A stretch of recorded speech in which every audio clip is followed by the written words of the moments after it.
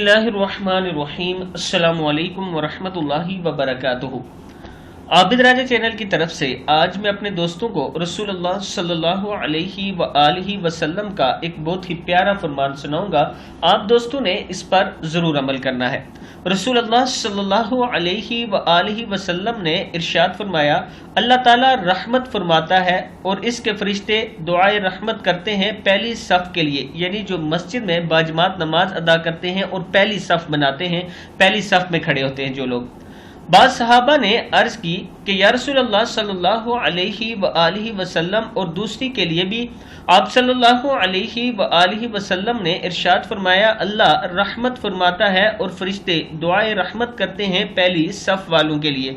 फिर अर्ज की गई कि या रसूलल्लाह सल्लल्लाहु अलैहि वसल्लम, और दूसरी सफ़ के लिए भी आप सल्लल्लाहु अलैहि वसल्लम ने तीसरी मर्तबा भी फरमाया कि अल्लाह ताला रहमत फरमाता है और फरिश्ते दुआए रहमत करते हैं पहली सफ़ वालों के लिए। इन लोगों ने फिर अर्ज की कि या रसूलल्लाह सल्लल्लाहु अलैहि वसल्लम, और दूसरी सफ़ के लिए भी। तो इस चौथी मर्तबा में आप सल्लल्लाहु अलैहि वसल्लम ने इरशाद फरमाया और दूसरी सफ़ वालों के लिए भी। मसनद अहमद की हदीस है, यानी 3 मरतबा पहली सफ़ में जो लोग नमाज अदा करते हैं बाजमात, उनके लिए फरमाया कि अल्लाह ताला रहमत नाजिल करते हैं और फरिश्ते रहमत की दुआ करते हैं।